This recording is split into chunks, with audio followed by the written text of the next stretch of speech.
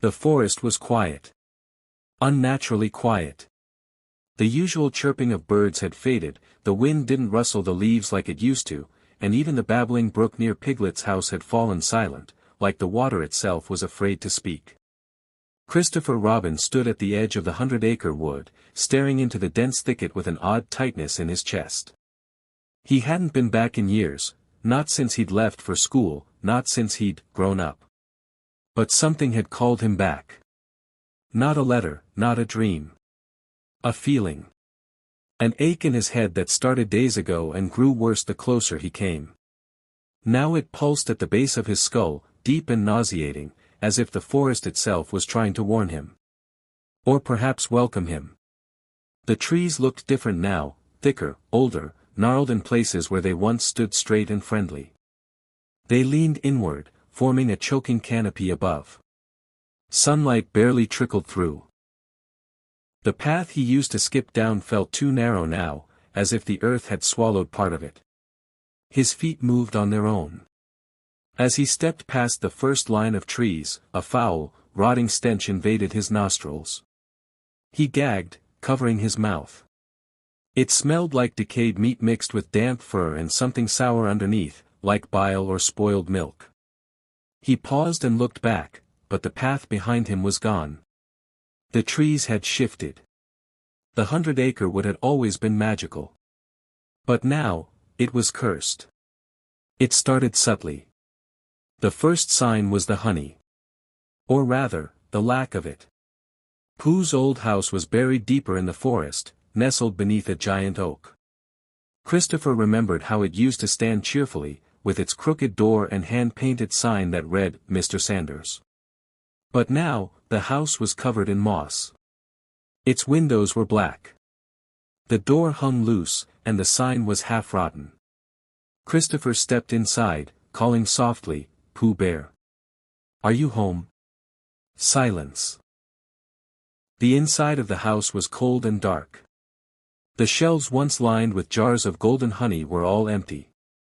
Some had shattered on the floor, leaving behind black stains, not honey, but tar, thick and oily. Flies buzzed near the walls. A low humming sound filled the air, like distant chanting. Then came the noise. A slow, scraping drag. Something was coming down the hallway. Christopher froze, eyes wide, backing up instinctively. His breath hitched.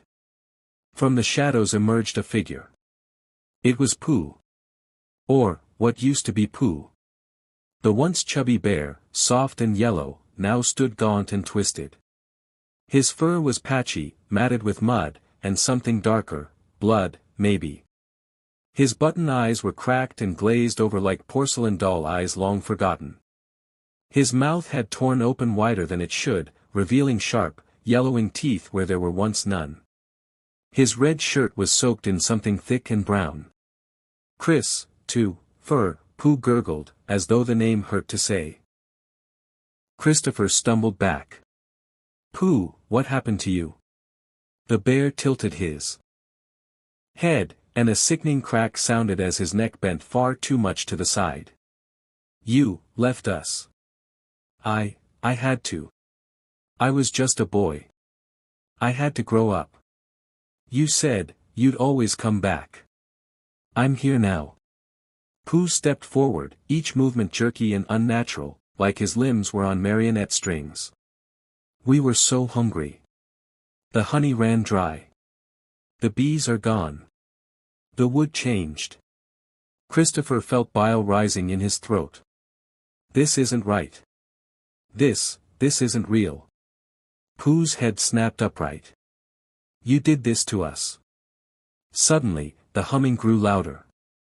From the shadows behind Pooh, dozens of bees buzzed out, not normal bees. Their wings were torn, eyes red, bodies bloated with pus and rot.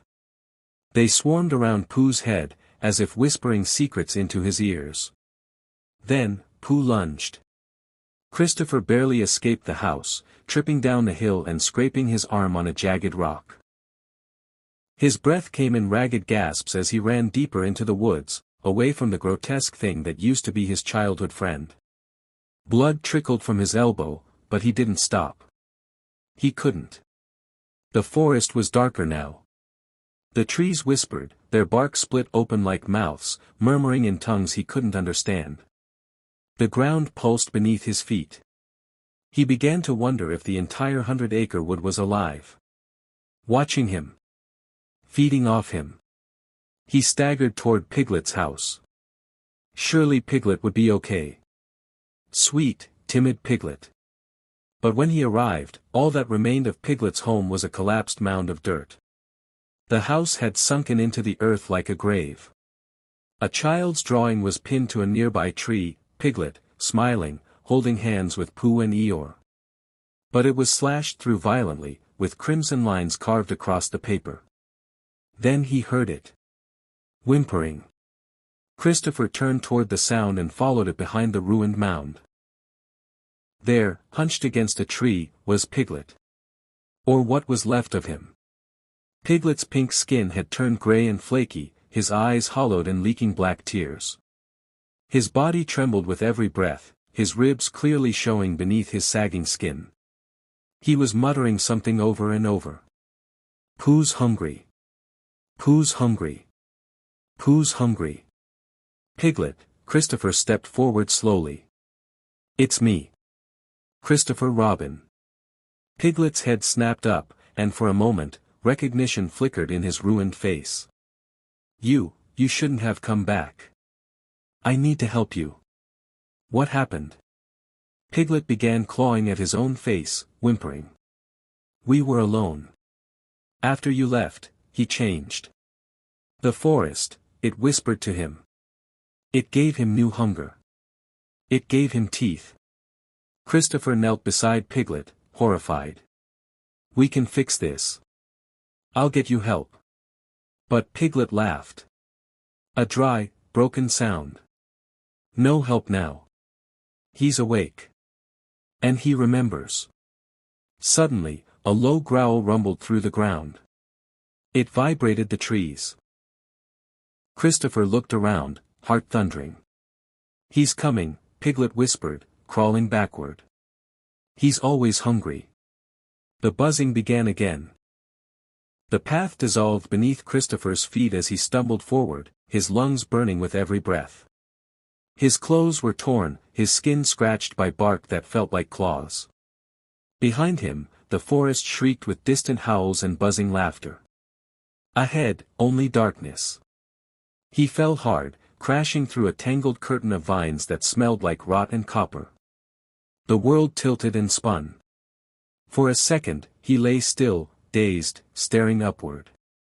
The sky above had turned black, yet veins of red pulsed through it like something alive. This wasn't the 100-acre wood. It was a carcass. And he was inside its stomach. He found himself in a clearing. The ground here was smooth and damp, covered in a layer of crimson moss. Trees circled around, bark split open like festering wounds. From one of the trees hung something that once resembled Rabbit. Christopher staggered back, horrified. Rabbit's body had been hollowed out and strung up like a meat puppet. His ears twitched slightly in the wind, though his eyes were gone, replaced with wriggling larvae. His fur was soaked in dark fluid, dripping steadily into the soil beneath him. Something scratched behind Christopher. He turned quickly. And there stood Eeyore. But Eeyore wasn't Eeyore anymore. The once depressed donkey had grown in size, his limbs too long, his neck broken and twisted. His body was sewn together in large, crude stitches, like someone had rebuilt him with decayed parts. His tail dragged, attached by a rusty nail. His face was slack, jaw swinging low as if unhinged. You came back, Eeyore croaked, voice like gravel and sorrow. Christopher's eyes filled with tears. What happened to you? What happened to everyone? Eeyore took a step closer.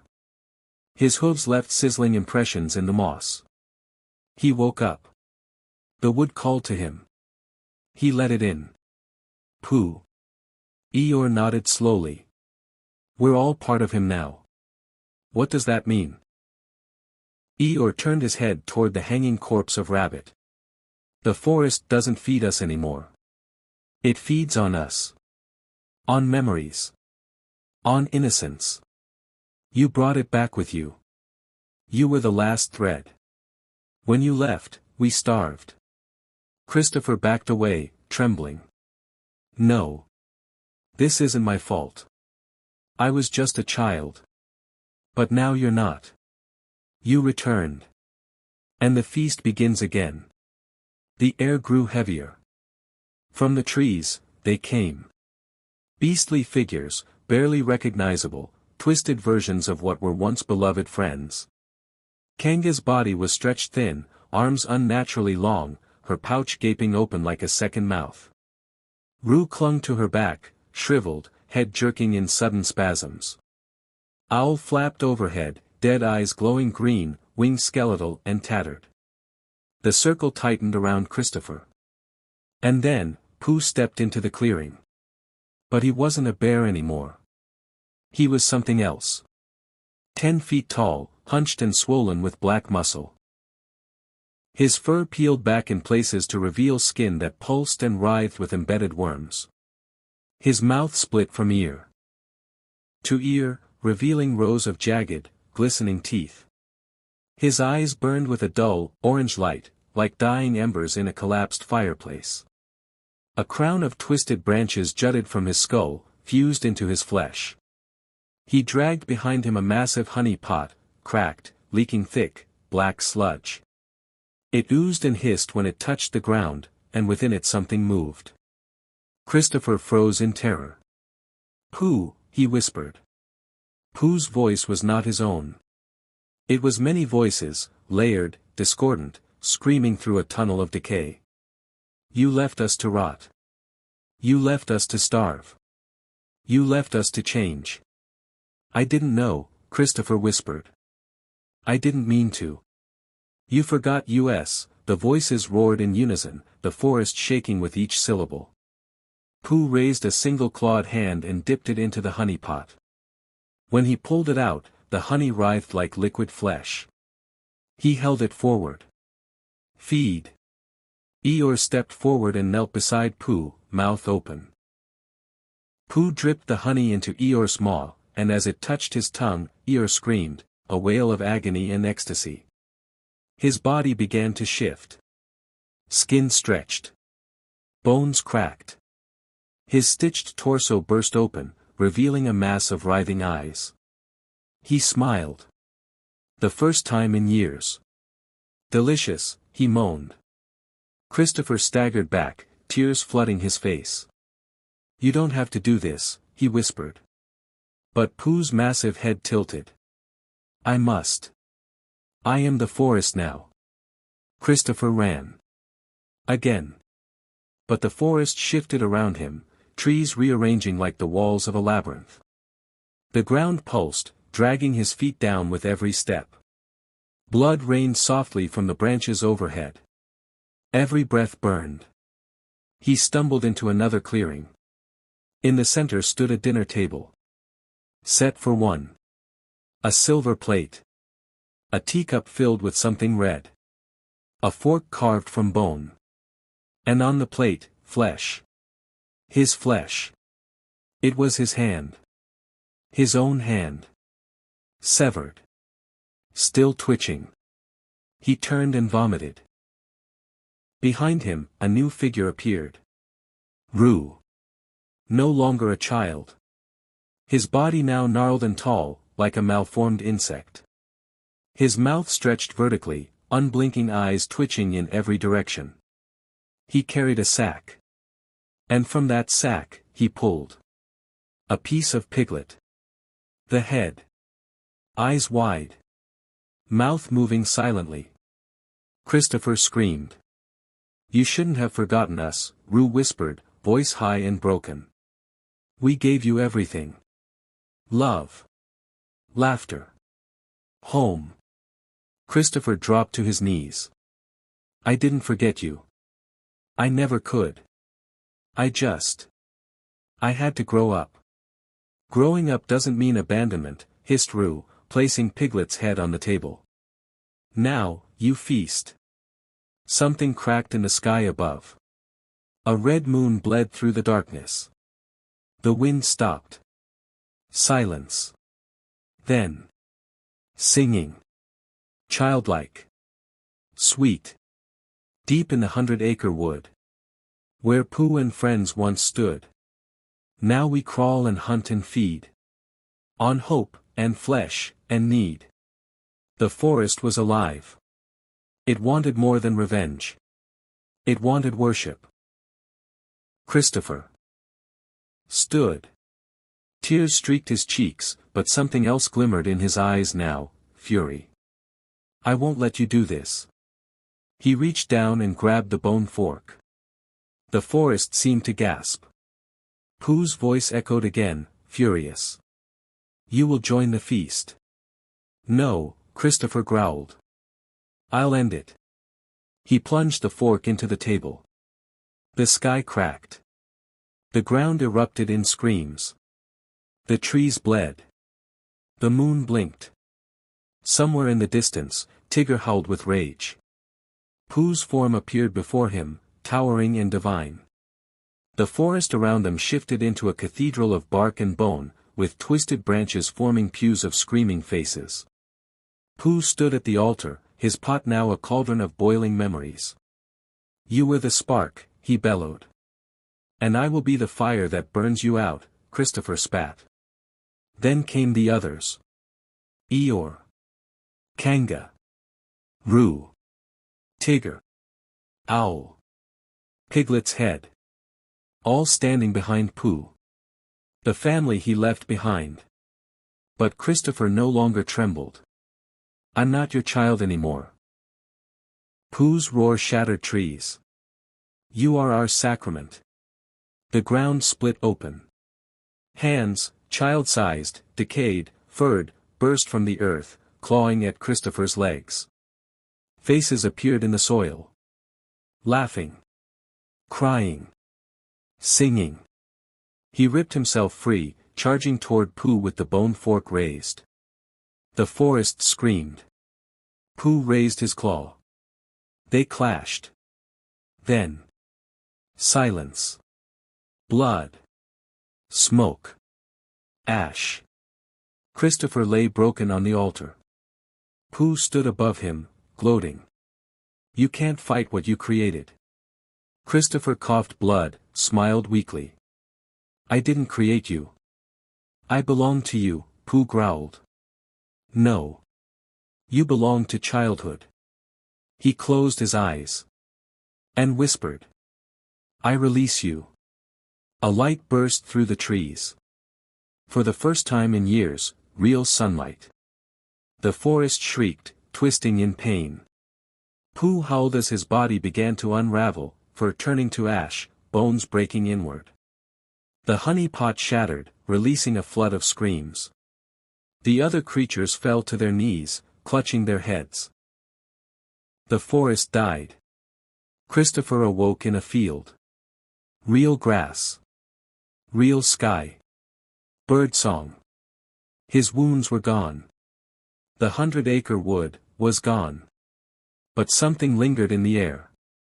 A whisper. A promise. The wind blew through the trees. We are always hungry.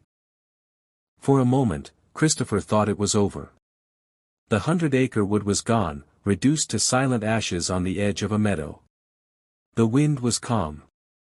The sky was pale blue, streaked with clouds that looked almost like how he remembered them from his childhood picture books.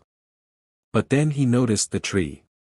A single, dead oak standing at the edge of the field, hollow at the base, its bark blackened like it had been struck by lightning, or something worse. It was the only thing left. Everything else had burned, but this tree remained untouched. It cast a long, crooked shadow that didn't match the sun's angle. It pointed directly at him. He didn't want to go near it. But something pulled at him. Not physically, mentally. Like a hook dug into his thoughts, dragging them toward the hollow at the tree's base. His legs moved without his command. The inside of the tree was impossibly large. Far too wide for its size.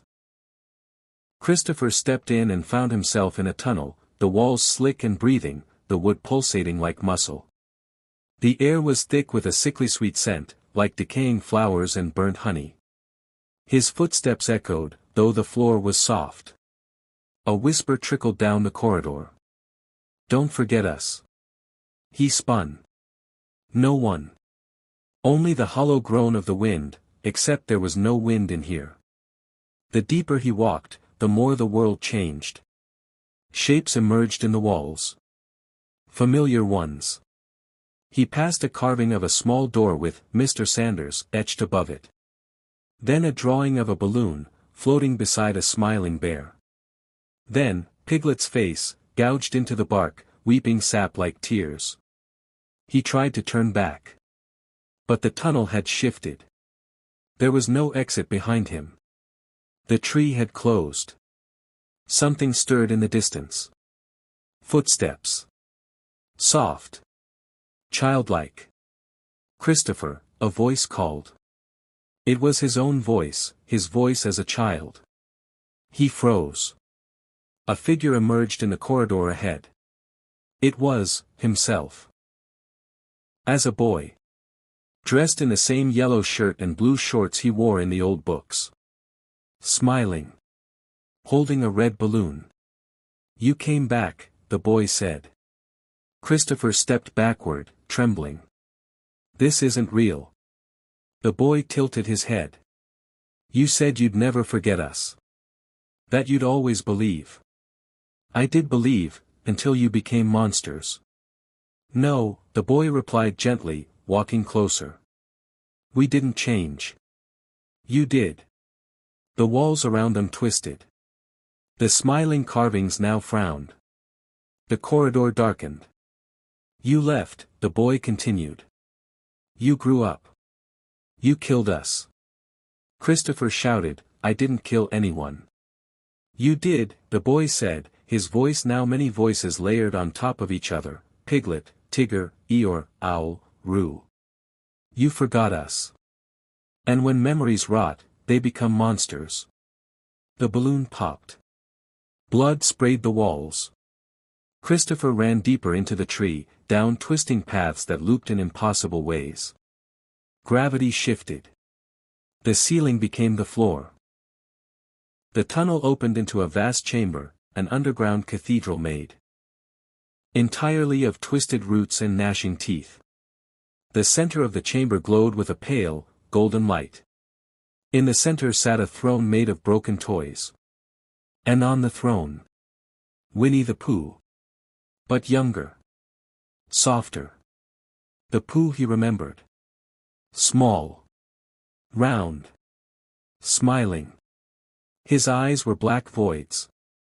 "Hello again," Pooh said cheerfully. Christopher backed away. "No, you're gone. I ended this. I saw you burn."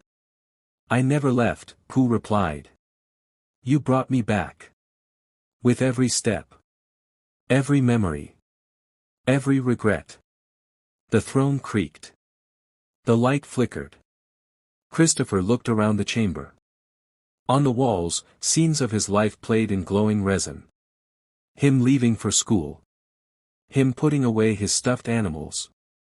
Him telling his therapist that the 100 Acre Wood was just make-believe. Him writing his first resignation letter. Him sitting alone in his flat, weeping silently. "You forgot me," Pooh said. "You told yourself we weren't real." Christopher clenched his fists. "Because you weren't." Pooh's smile widened, far too wide. "That's what everyone says. That's why I come back." From the shadows, the others emerged. Not monsters this time. Not twisted beings. But toys. Small, soft, ragged. Piglet, his ear half torn, button eyes dangling. Eeyore, patched and stitched. Tigger, sagging with missing stripes. Owl, his wing chewed off. Roo, holding a cracked teacup. They all looked up at him. Broken. Forgotten. "I remember you," Christopher whispered. "All of you." I loved you. Then why did you abandon us? Piglet asked softly. Because I had to, he snapped. Because growing up means letting go. But you never really did, Eeyore said. You still came back, whispered Tigger. You still carry us, said Owl. In the back of your head. And now, Pooh said, rising from his throne, voice deepening to a monstrous tone, you'll carry us forever. Suddenly, vines erupted from the walls, covered in thorns, sprouting mouths, whispering old rhymes. They wrapped around Christopher's limbs, pulling him down. He struggled, screaming, as the toys circled him. They began chanting in unison. Deep in the wood where memories bleed. He sowed the guilt, we plant the seed. When childhood dies, the roots remain. And through his soul, we grow again. Pooh loomed over him, now transforming, his fur melting, flesh shifting into a creature of eyes and tongues. He reached down, pressed a clawed paw against Christopher's chest. I'll live inside you, he hissed. Then, a voice. Familiar. Soft. Human. Christopher. He opened his eyes. It was his mother. Standing at the mouth of the chamber. Glowing. Let go, she whispered. The vines shrieked, recoiling. The chamber groaned in fury. Pooh screamed, collapsing backward. No. He's ours. Let go, Christopher, his mother repeated. They only live because you keep feeding them. Christopher reached deep into himself, past the fear, past the guilt, past the pain. And found silence. Stillness. He whispered, I'm done. The chamber exploded in white light. The toys turned to ash. The throne cracked. The forest wailed. And Pooh, Pooh, roared in pure agony, his form unraveling, consumed by light. I'll never leave you, he howled. You already did, Christopher replied. He woke in a hospital bed. Cold. Clean. Alone. Outside the window, birds chirped. A nurse entered, smiling. You're lucky. You were found unconscious near the old woods. Heatstroke, maybe. You kept saying odd things. He looked at his hands. They were whole. Clean. No cuts. No blood. No fur. But on the nightstand beside him, sat a small stuffed bear. Old. Familiar. He reached out with trembling hands. It had a note pinned to its chest. Let me sleep. The bear sat silently beside him. Its fur was faded, yellowed with time. Its beady black eyes stared blankly forward. Its head drooped slightly to one side, as if listening. The red shirt it wore was moth-eaten and torn, the stitching at its arms nearly undone. And pinned to its chest, still damp with some unexplainable dew, was a note. Let me sleep. Christopher stared at the stuffed animal for a long time, his mouth dry, breath shallow. He didn't touch it. Couldn't. It hadn't been there when he woke up. The nurse didn't mention it. No one had. It simply appeared. The hospital room around him was too clean, too quiet. He could still feel the phantom roots around his limbs. The echo of chanting behind his ears. A sickly sweet scent of rotten honey lingered in his nostrils, though there were no flowers nearby. And something in his chest shifted. He was discharged 2 days later, the doctors claiming dehydration, heat exhaustion, and a possible concussion. They didn't question the strange mutterings they'd recorded, phrases like, he's in the tree, don't forget to feed him, and, the wood remembers. They told him to rest. Instead, he took the bear with him. He didn't want to, but he couldn't leave it behind. At home, things didn't feel right. The flat was cold. Not in temperature, but in spirit. Photos on the wall, vacations, childhood birthdays, a graduation, looked different. The people in them seemed wrong. Like their eyes were following him. Watching. Waiting. He placed the bear on his desk. Just for a moment. But every time he passed the room, it had moved. Once to the bookshelf. Once to the window. Once to the foot of his bed. Each time, the note on its chest was still there. Let me sleep. Then came the dreams. Sticky, glowing dreams. Drenched in golden light. Voices whispering from dark places. He wandered endless halls made of bark and teeth. In the center of a grove, he saw himself, young again. Holding a dripping honey jar filled not with honey, but blood.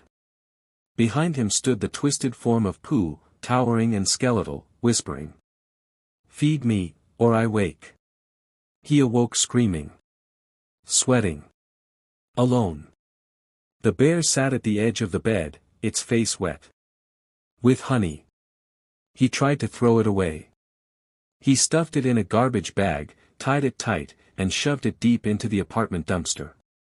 He even watched the collection truck take it, felt a brief relief as it disappeared into the crushing jaws. But the next morning, it was back.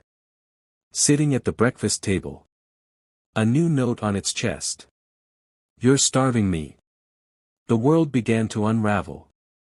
At the market, jars of honey spilled as he passed. Children cried when they looked at him. Strangers whispered his name. The trees in the park leaned inward as he walked by, their branches creaking like whispers. Then came the visions, when he was awake. He would turn a corner in his flat and find himself back in the wood. The walls would peel back into trees. The floor would ripple like soil. From the shadows, Tigger would leap, eyes glowing, mouth too wide, body convulsing in rhythm with a nursery rhyme he couldn't remember. He tried to scream, but honey filled his throat. Then, he'd blink, and be home again. Until one night, he wasn't. He awoke standing in the woods. Real ones? Dream ones? He couldn't tell anymore. The sky above him was red. The moon black. The trees whispered. Ahead stood a cabin. Small. Wooden. Familiar. Pooh's house. He was holding the bear. Only now, it was breathing. Shuddering in his arms. Its mouth twitched open. A whisper. Feed me. Inside the cabin, everything was different. The walls were lined with honey jars, old, dusty, and pulsing. Each one had a name scratched into the glass. Piglet. Tigger. Owl. Kanga. Roo. Eeyore. The last jar was empty. His name scratched into it. Christopher Robin. He dropped the bear and backed away. No, he muttered. This isn't real. I left this behind. From the shadows came a low growl. The bear sat up, eyes glowing now. You were supposed to remember, it hissed.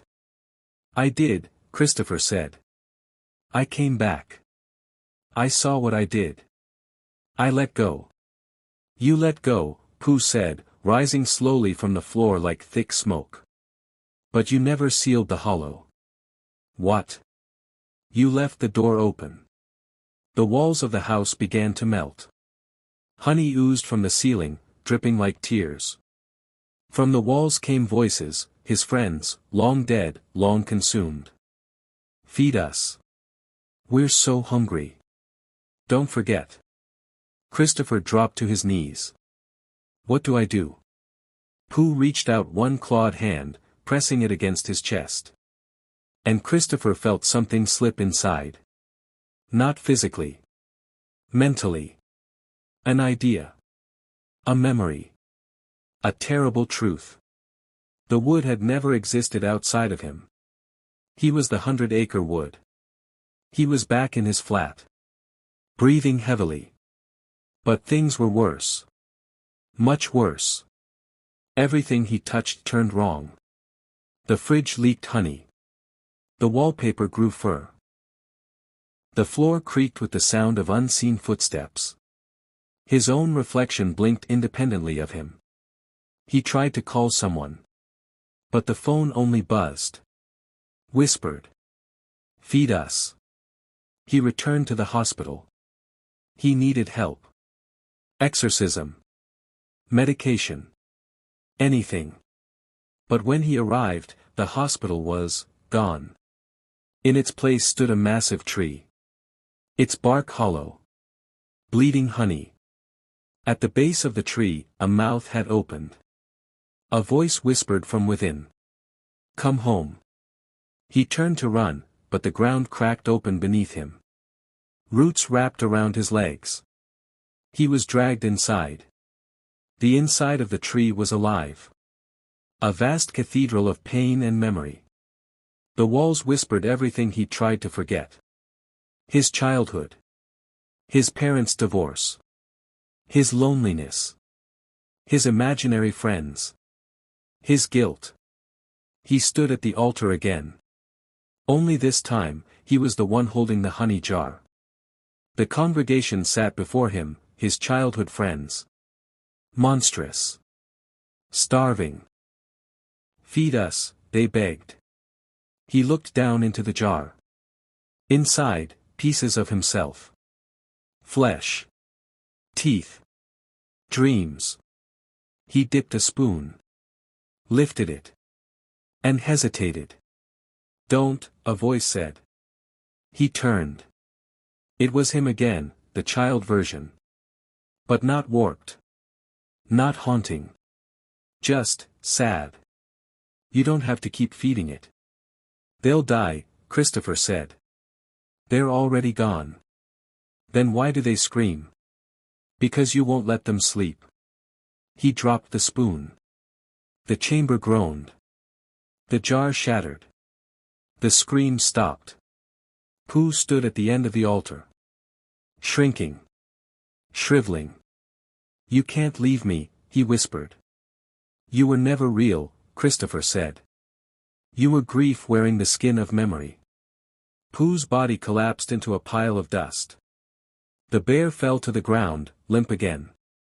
Silent. He awoke in his flat. Truly awake.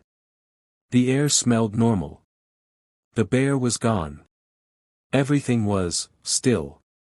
On the desk lay one final note. "Thank you. Let me sleep." Christopher woke to silence. But silence wasn't peace. Not anymore. It was waiting. The morning light seeped through the blinds, casting long lines across the wooden floor. The apartment looked normal, clean, orderly, even warm. But nothing felt right. The shadows were too still. The walls too quiet. Even the ticking of the clock sounded off-beat, like a heart with a murmur. He sat up in bed, chest tight, eyes dry. Something had changed since the night before. The stuffed bear was gone. The house no longer whispered. But inside his mind, beneath thought, he could hear it. Underneath the bark, the truth grows wild. He ignored it. Or tried to. He washed his face, made black coffee, stood at the kitchen window watching the street below. Cars passed. Birds fluttered across rooftops. People laughed on sidewalks. All very normal. Except one detail. Every person he saw outside had button eyes. He blinked. Rubbed his face. Looked again. Gone. Normal. Had he imagined it? No. He knew what he saw. The curse hadn't left. It had only gone deeper. Inside. The voices started small. Barely audible. Little things. A soft hum as he brushed his teeth. A giggle when he opened the closet. A quiet whisper when he turned off the lights. "We're still here." Then came the scratching. Inside the walls. Scritch. Scritch. Scritch. Tiny claws. Not mice. Not rats. He knew those sounds. These were paws. Stuffed. Soft. Dead. That night, he dreamt of trees. Not outside, but growing inside his skin. He peeled back the flesh on his forearm and found splinters. Twigs. Roots tangled around bone. Sap oozed from his veins.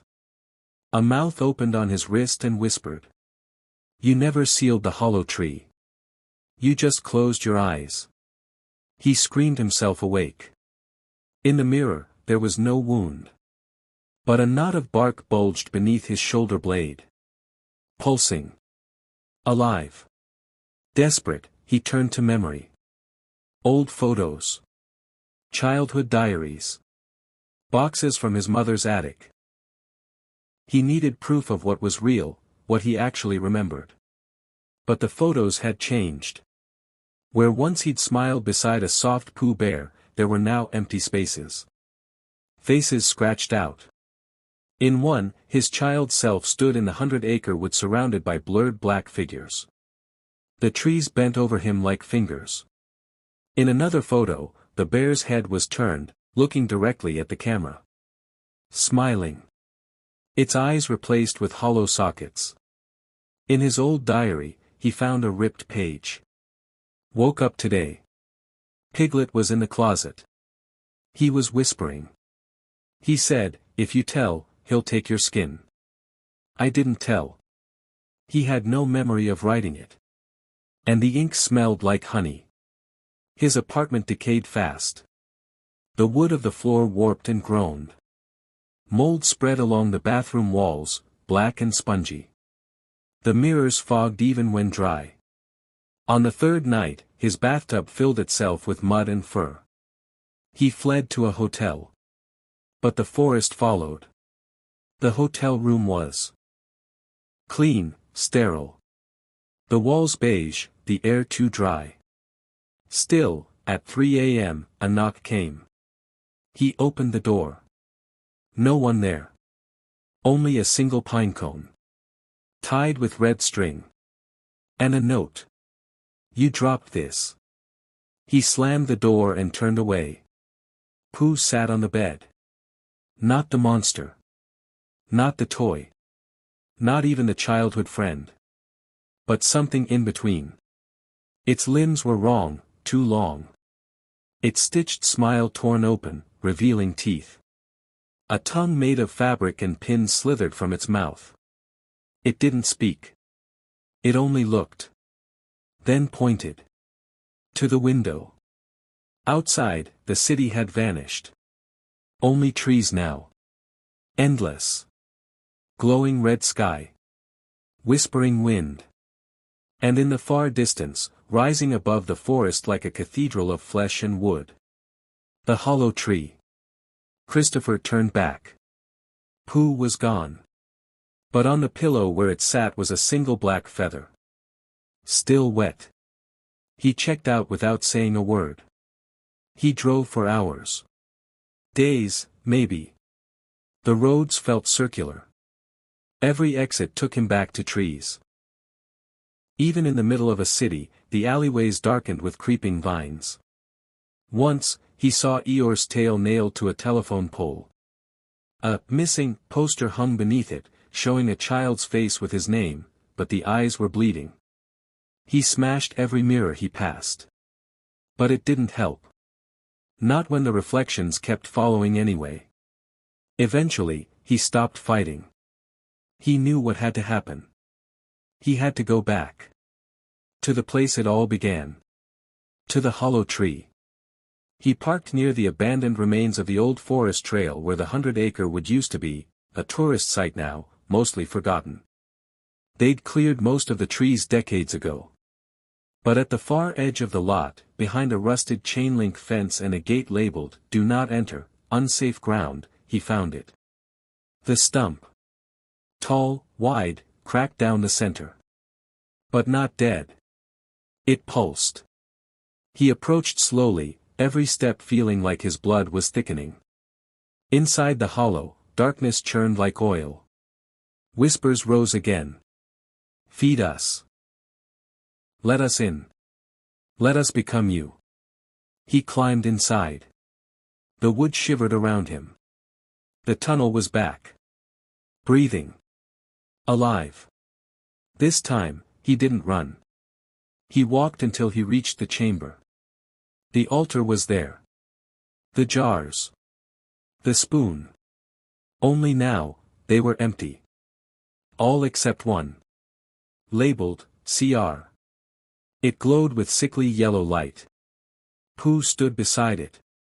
Or what was left of him. No longer a bear. A god of grief, now. Towering. Shifting. Eyes like galaxies of rot. Mouth filled with screams. Welcome back, he said. Christopher stepped forward. Calm. Hollow. I understand now, he whispered. You were never real. Not fully. But you lived where I buried everything I didn't want to feel. Loss. Guilt. Loneliness. And we grew, Pooh said. You fed us every year. With memory. With silence. With shame. I came to end it. Pooh extended a hand. Then give it.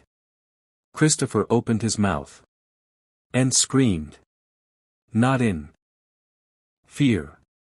But in release. The sound shook the walls, shattered the jars, tore the roots from the ceiling. The scream ripped from his throat like smoke, like insects, like memories. Faces poured out. Piglet. Tigger. Owl. Eeyore. Kanga. Roo. Pooh. They all screamed with him. Until the chamber exploded. He awoke in a hospital. Again. This time, different. No whispers. No honey. No bear. Doctors spoke in calm voices. Real voices. He was healing. But not unscarred. The bark-shaped knot beneath his shoulder blade was gone. Replaced with a tattoo. An acorn. Small. Cracked. Under it, faint writing. Don't let it grow. The days that followed were quiet. Too quiet. Christopher was back in the real world, or what resembled it. He moved with caution, speaking only when necessary, avoiding mirrors, plush toys, woods, parks, and anything that reminded him of them. He was determined to move forward. But healing wasn't peace. Because beneath the surface, something still moved. And it was waking up. The mark on his back, the acorn tattoo, itched. At first, just a nuisance. But within a week, it began to burn. At night, he'd wake to find bark-like texture creeping across his shoulder blade. Once, he scratched too hard and peeled off a sliver of flesh that smelled like pine. And then there were the dreams again. Not of the wood. But of what lay beneath it. A vast underground system of tunnels. Ancient roots. Dripping caves. And deep in the center, something huge. Something sleeping. Wrapped in soil and memory and fur. Something older than childhood. He went to see a historian of folklore and regional myth. Dr. Edith Kerrigan. A kind, sharp woman who didn't laugh when he described what had happened. She listened. Asked questions. Took notes. Then she handed him a book, ancient, bound in leather and moss-stained. I don't know what you saw, she said, but what you're describing has an echo in something older than Winnie the Pooh. Much older. Christopher opened the book. On one of the pages was a drawing, a crude ink depiction of a bear-like deity, its limbs branching into roots, its eyes hollow. Around it were kneeling children, mouths sewn shut. The hollow sleeper. A forest god of forgotten things. It fed on abandoned memories. It was awakened when belief died. When childhood was discarded and grief took root. It was said, Dr. Kerrigan whispered, that if the hollow sleeper ever woke fully, the world would forget itself, until only the wood remained. Christopher trembled. I released it. No, she said. You're part of it. He dug through his family's records. Old boxes in his late mother's attic. Journals. Letters. Drawings. He discovered something horrifying. His grandfather, Henry Robin, had lived on the edge of Ashdown Forest, long before Milne wrote anything. In an old, yellow diary, Henry described his imaginative son and the creature in the woods that fed on the boy's loneliness. His words chilled Christopher to the marrow. It comes as a bear with empty eyes and sticky paws. The more the boy loves it, the deeper it roots inside him. I tried to burn it. It laughed. Another entry, more frantic. The hollow tree is not a place, it is a wound. My child sleeps inside it now. I hear him laugh in the walls. Christopher stared at the handwriting. His grandfather had buried his own child beneath the roots to contain the thing. To seal the curse. And somehow, he had brought it back. He returned to the tree. Not the memory. The real one. The hollow tree stood waiting. Its bark had changed. Now black as coal, slick with resin that looked too much like blood. It throbbed like a heart. He brought with him tools, shovels, a crowbar, a flashlight, and a flask of gasoline. The moment he touched the bark, it breathed. And whispered. Welcome home, boy. He dug beneath the roots. 4 hours. The soil grew colder. Wetter.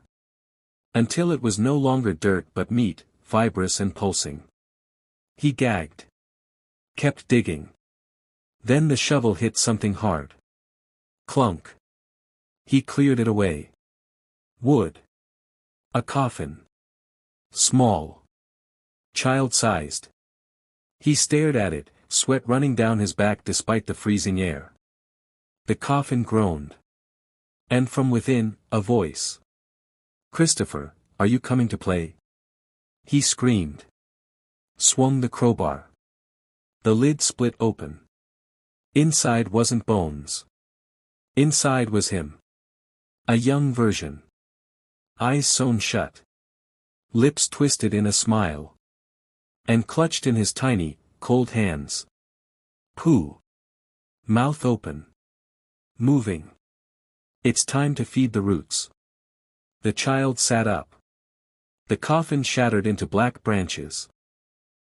Christopher stumbled backward, but roots wrapped around his ankles, dragging him down. The soil opened beneath him like a jaw. And he was swallowed. He fell. And fell. And fell. Until he landed on soft ground. But this was no forest. It was the underneath. A world built of memory and decay. The hollow tree's true core. Above him, the roots formed a ceiling, pulsing like veins. The floor was made of toys, crushed, chewed, sobbing. The air was thick with whispers. Faces formed in the trunks of nearby trees. Faces of children. Dozens. Hundreds. All of them forgotten. All of them fed. And from the darkness, the final truth came crawling. Pooh. But gigantic now. A being of bark and fur, stitched together from generations of grief. His eyes were now endless tunnels. His belly distended, filled with broken laughter. He opened his arms. Come inside. Christopher tried to run. But the floor shifted, became hands. They grabbed. Clutched. Clawed. He was dragged to the altar again.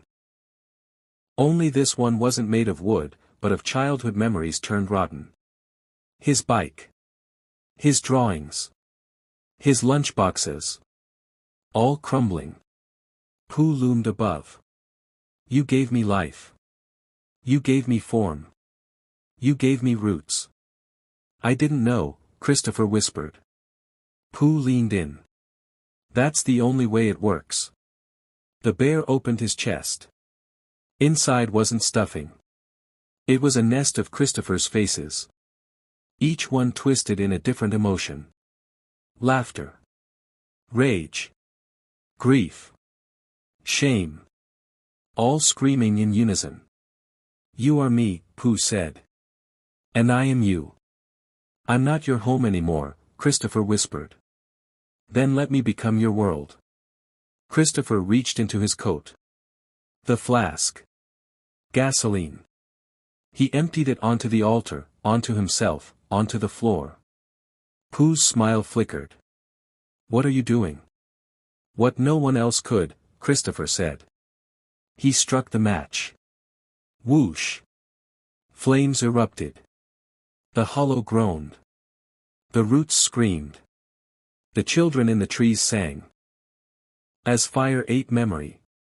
And for the first time in generations, the hollow tree burned. When Christopher awoke, he was in ash. Everything was gray. Silent. Dead. He crawled out from the crater where the hollow tree once stood. Only a stump remained. Charred. Cold. And on it, a single acorn. Uncracked. He picked it up. It pulsed. Once. Then stilled. Christopher stood in the ashes of the hollow tree, the wind pressing gently against his burned skin. All was quiet. The air smelled of soot, bone, and something strangely sweet, honey, even though the tree was gone. Truly gone. Not just in fire, but in presence. No voices. No whispers. No shadows moving at the edge of thought. He was alone. For the first time in decades. He stared down at the object in his hand. The acorn. Warm to the touch. A single red vein throbbed along its cracked shell. It pulsed like a heartbeat. He should have thrown it. Buried it. Crushed it. But he didn't. Because something in him still remembered. Days passed. Or maybe weeks. Time bent strangely after the hollow tree burned. He moved into a small cabin on the edge of a new forest, one untouched by the curse. There were no whispering woods, no glowing eyes, no disembodied laughter. Just birds, the breeze, and the feeling of weightless sadness. But he kept the acorn. He placed it on the windowsill in a small glass jar. Just to watch it. Just in case. At first, nothing happened. Then the dreams returned. But different now. Quieter. Colder. He stood in a field of black grass beneath a sky where stars bled. In the distance, a figure stood motionless, a giant silhouette shaped like a bear, watching him without moving. No mouth. No eyes. Just presence. It never spoke. But he always woke crying. Then the letters started arriving. No stamps. No return addresses. Just envelopes on his doorstep in the morning, always sealed with sticky amber wax. Inside the first. "Are you lonely, Christopher? We miss you. We remember." Inside the second. "Your world is forgetting. Let us help you remember." Inside the third. "We are the roots now. And roots grow back." He burned them. One by one. But they kept returning. And one morning, there was no envelope. Only a note etched into the window in honey. The last leaf must fall. He wandered into the nearby forest one evening. Not the 100-acre wood. Not that place. Just trees. He needed air. He needed peace. But deep among the pines, he saw something impossible. A tree. Just one. Massive. Charred. Cracked. And at its base. A door. Small. Wooden. Above it. Mr. Sanders. He turned and ran. Heart pounding. The trees blurred around him. The world spun.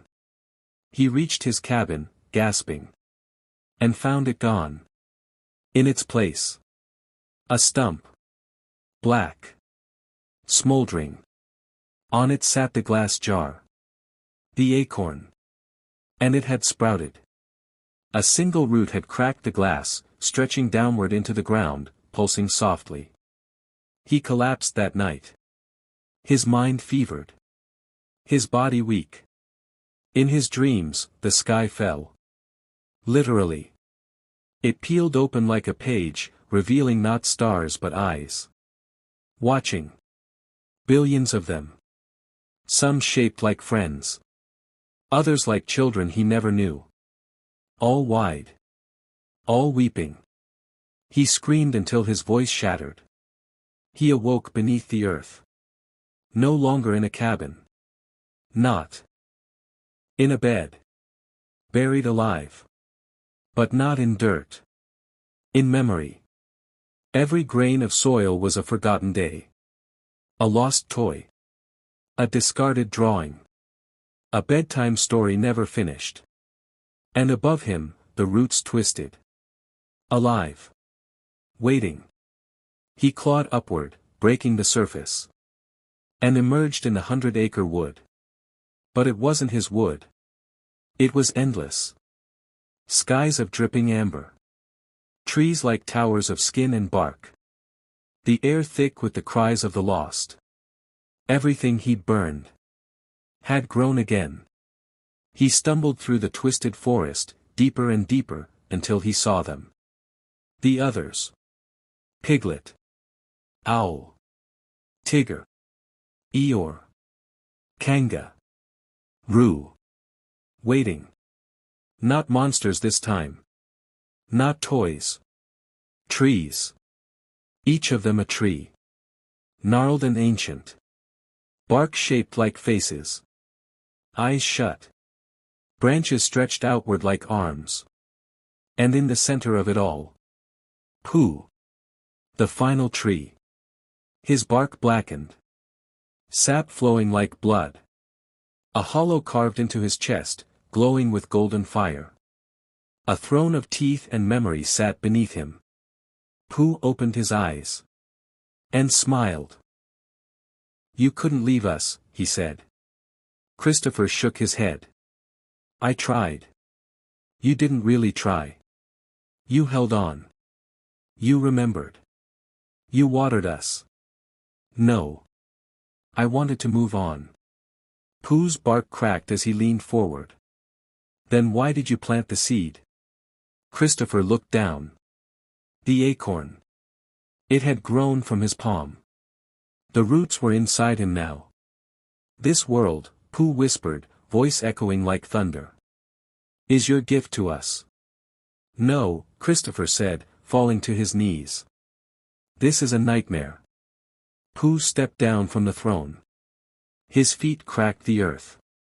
The forest moaned. "This is what remains when you bury pain. When you pretend it wasn't real. When you forget."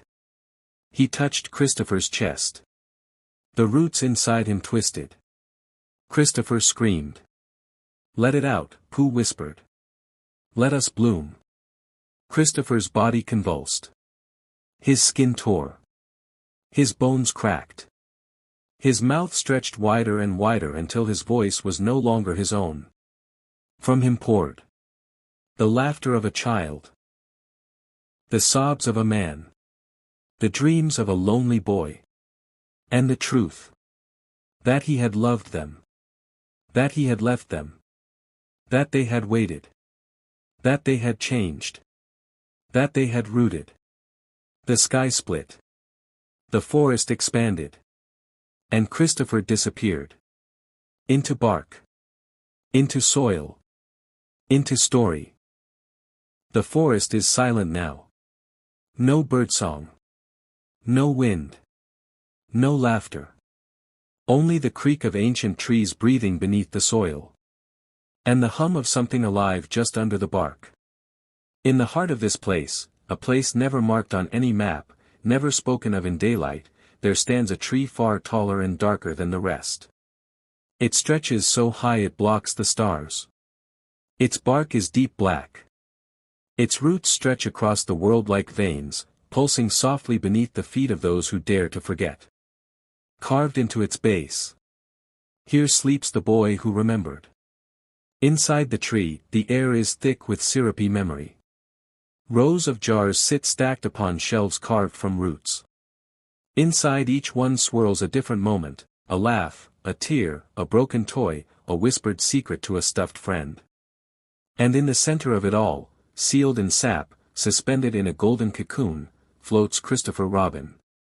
But he's not a boy anymore. Not fully. He's becoming something else. His mouth sewn into a permanent smile. His eyes button black. His limbs jointed like a marionette. From his spine, new branches are growing. From his heart, roots. The final transformation has begun. Outside the tree, a new leaf falls. And as it touches the soil, a child awakens from sleep, holding their favorite bear. Eyes wide. Heart racing. They turn to the corner of the room, where a shadow stands. Short. Round. Gentle. It steps forward. Smiling. "Hello," it says, voice soft as silk, "I'm Pooh. Will you play with me?" The curse begins again. Not with blood. Not with violence. But with imagination. And once a child believes, the hollow tree grows another root. Thus ends the story of the 100 Acre Curse. But beware. Winnie the Pooh never truly dies. He only waits. In the dark. Where forgotten dreams fester. Bareface evergreen tree drop of blood.